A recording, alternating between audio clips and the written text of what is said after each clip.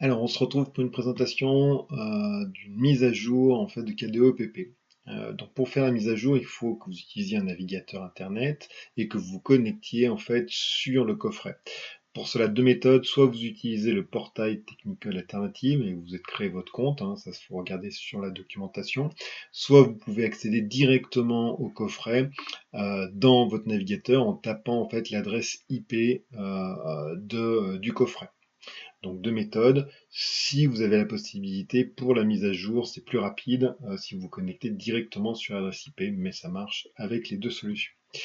Quand vous êtes connecté, vous arrivez sur cette interface ici. Pour les mises à jour, tout se passe sur l'onglet ici qui s'appelle Gestion des données.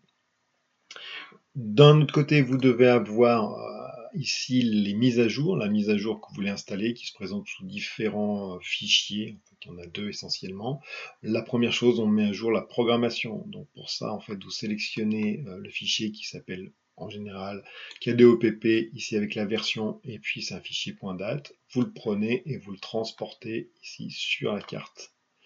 Voilà, le transfert est fait. On va retrouver dans la liste notre version qui est ici. Donc moi j'en ai plusieurs ici, mais vous en aurez sûrement qu'une ou deux. Vous prenez ce fichier, vous le transférez sur votre appareil qui représente ici le canal Z. Voilà.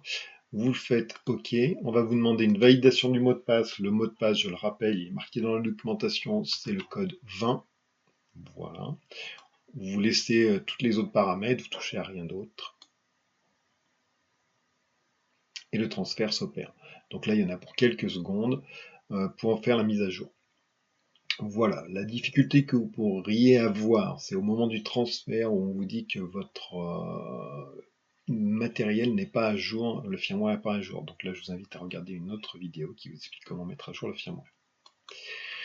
Maintenant, on va mettre à jour la partie interface. Donc pour cela aussi, on retrouve dans les fichiers de mise à jour un répertoire qui s'appelle en général CMI. Voilà.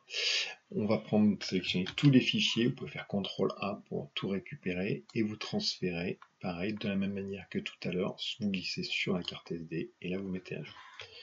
Voilà, alors là ça dure un peu plus longtemps, surtout si vous êtes connecté via le portail et pas en direct sur l'adresse IP du CMI. Voilà, donc là on va arriver au bout, il y a à peu près 200 fichiers à copier sur cette version-là. Voilà, et puis une fois que vous avez tout copié, ici, on y arrive, voilà, vous pouvez aller sur le schéma, vous devriez retrouver ici la nouvelle version. Voilà. Moi, il me demande de configurer parce que je n'avais pas configuré la licence, donc on peut la configurer. Et puis aussi, vous pouvez aussi vérifier en cliquant ici la version qui est bien celle que j'avais souhaitée, donc la 4.0 d'avril. Voilà pour les présentations de mise à jour de KDOPP. Merci, à bientôt.